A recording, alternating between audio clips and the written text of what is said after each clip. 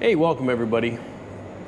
You know, tonight I'm just sitting here watching this Ukraine-Russian conflict, and I've been watching it pretty heavy since it started.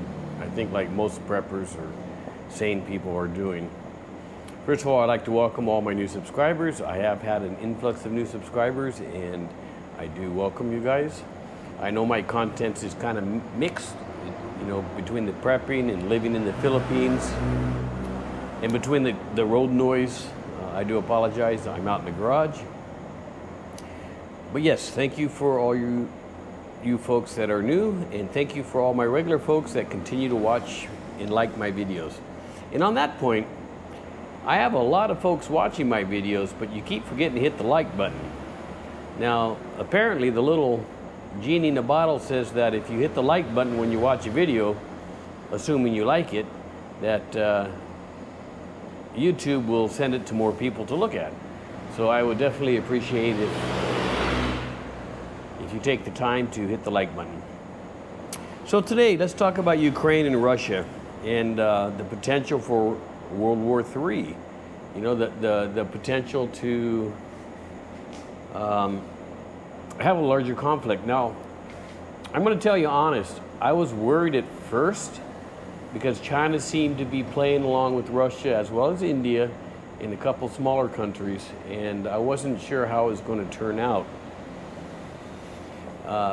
Putin was obviously caught off guard, right? He assumed he was going to run in with a bunch of conscripts and take over all of Ukraine. I mean, that was a lofty goal, right? All of it, not just annex what he already was holding on to, but he wanted to go after the whole kit and caboodle. And the response from Ukraine themselves, and I give them props, was a hell no. You know, this is our property, our land, our life, our country. You guys can basically go F off, right? So I appreciate that. And then once the Western world, whatever that really means anymore, decided that Ukraine was going to put up a fight, they heavily backed him with a lot of money and equipment. Now, it's a sore subject for me because the billions and billions of dollars that the U.S. has sent in aid, cash, money, and equipment could have been spent at home in the U.S., right? But I honestly think that it was a good way to slap Putin, right? You know, if we didn't, who knows what would have happened, right? So obviously 6 months of war, Ukraine, with the help of all their allies, have done a brilliant job of holding off and then recapturing some territories.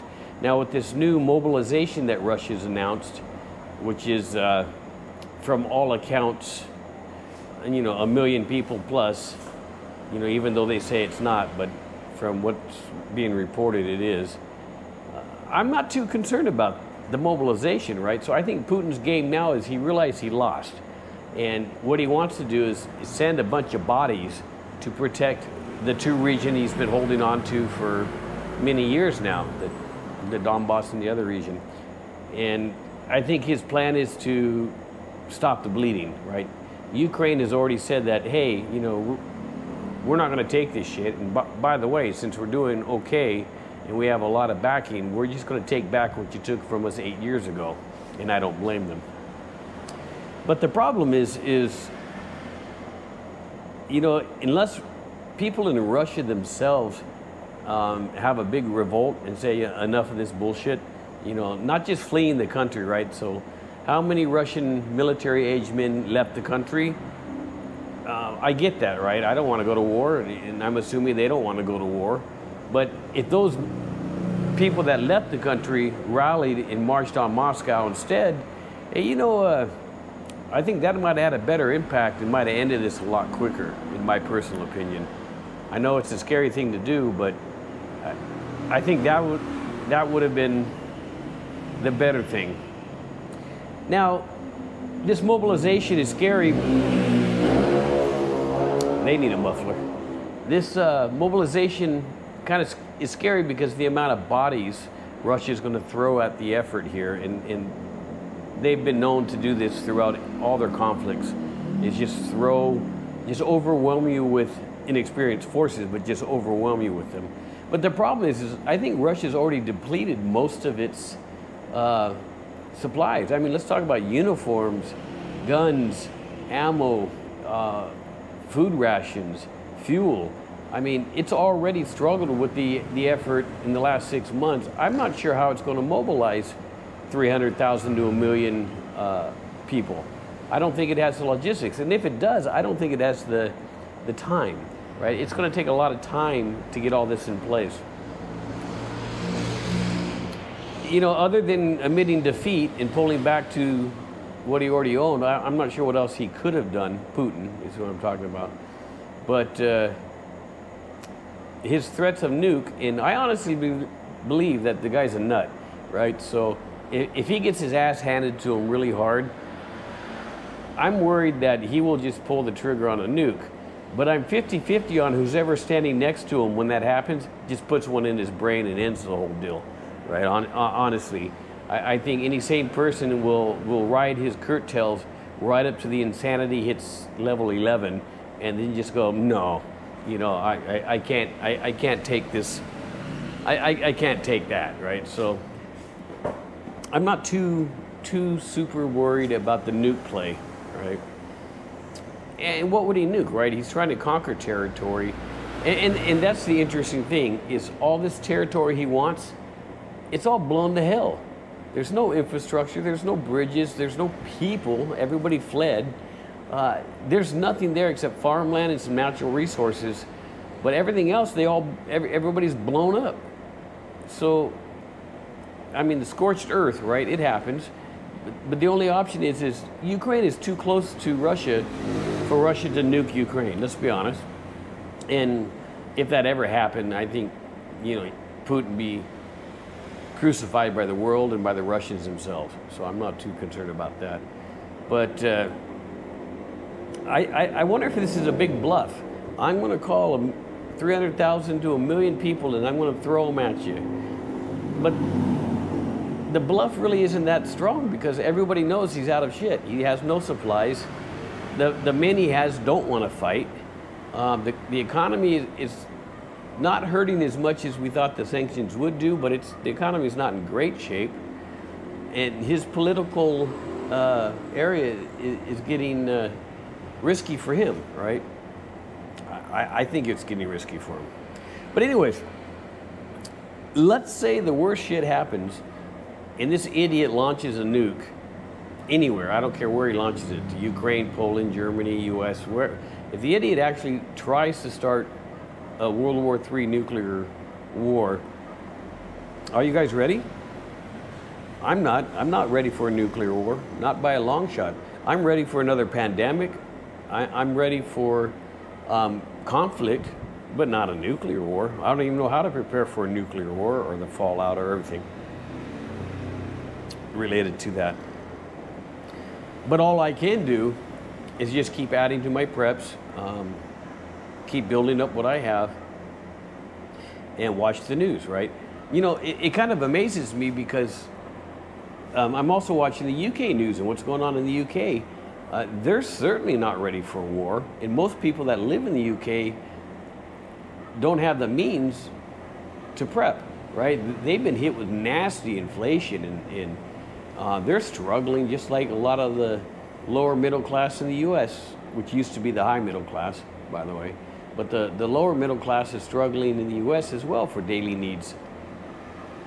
You know, I'm actually, I just ordered some large tanks of gas. I don't know if you can see, but I have 2 red tanks there, and I have room for 4 in that storage bin.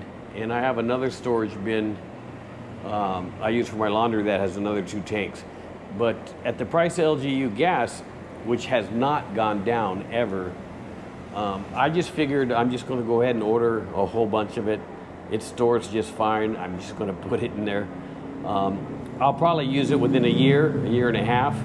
But when I need it, it's going to be half the price of what it was today. You know, then it's going to be half the price. But I'm still not ready, right? I'm not ready for a long-term World War III type conflict. Noise. But honestly, I don't think that's going to happen. I think Russian soldiers that go to the front line aren't going to fight. They don't want to fight. I mean, maybe some are patriotic, but once they see the reality of what they're getting into, it's not Call of Duty, right? It's not what they did on places. It's not any conflict they've been in before, right? Chechnya, they just kind of rolled in. Well, actually, there was a whole lot of fighting by mercenaries for Russia. Crimea was kind of a cakewalk as well. The Donbass region and the other one wasn't too much of a struggle for them because they did have internal separatists within those regions that sabotaged and helped. But this effort against Ukraine is really showing the world that Russia is not a superpower. And Russia really doesn't want to mess with the West. Even if the US never got involved, Germany, Poland, Finland, and these other countries in that region, to me, looks like they'd kick Russia's ass right back to wherever they wanted to go. And hopefully that doesn't happen. I think the U.S. is being very smart. They're not sending long-range missiles because they don't want Ukraine to shoot them off into Russia, right? They don't want them to shoot it off in the mainland areas of Russia.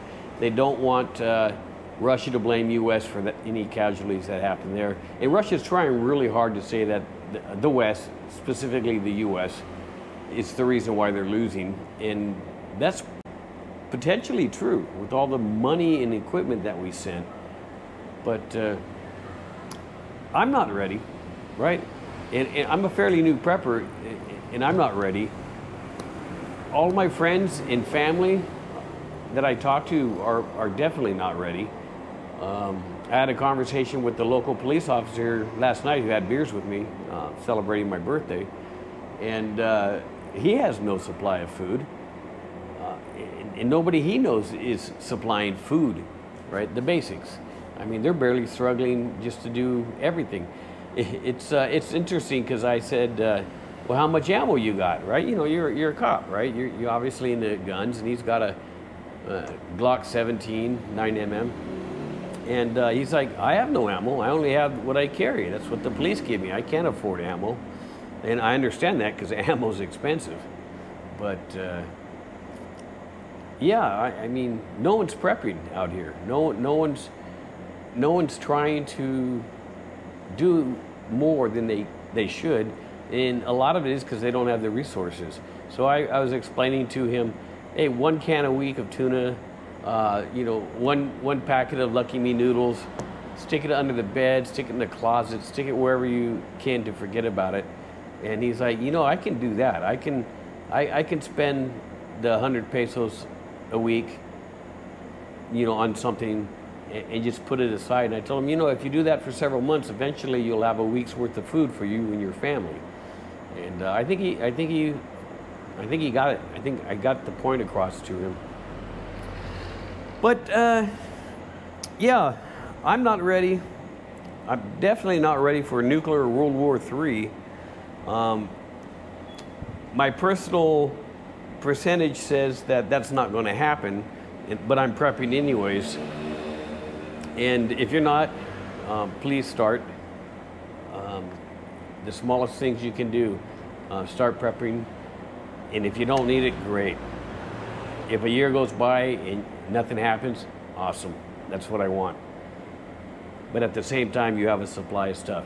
And anything that you buy now and prep now will not be cheaper later, okay? That's a fact. So you're not wasting money there. If you don't need it because no event happens and the expiration date or whatever is coming up on your medicines that you've stocked or your food, if it's canned food, then go ahead and, you know, rotate it back into your daily use.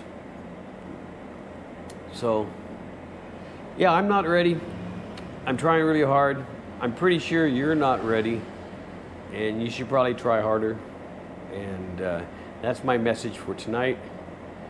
I do appreciate, again, all the new subscribers. If you did kind of like this content, hit like. Go ahead, check out some of my other content. All my stuff isn't about prepping.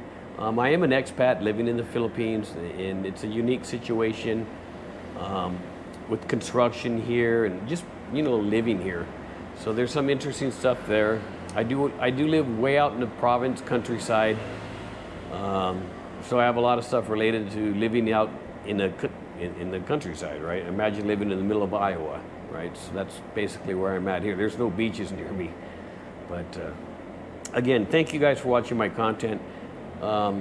If you want to hear my opinion on anything, just comment, right? Just put a comment and say, hey, Bill, I liked your talk, but I didn't like it. Maybe you should focus more on this area or that area. And you know what? I'll do that. You know, if you watch this far in my video and you're hearing me say this, I appreciate that a lot.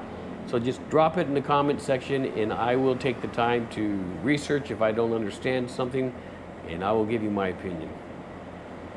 With that, thank you all and have a good night or day.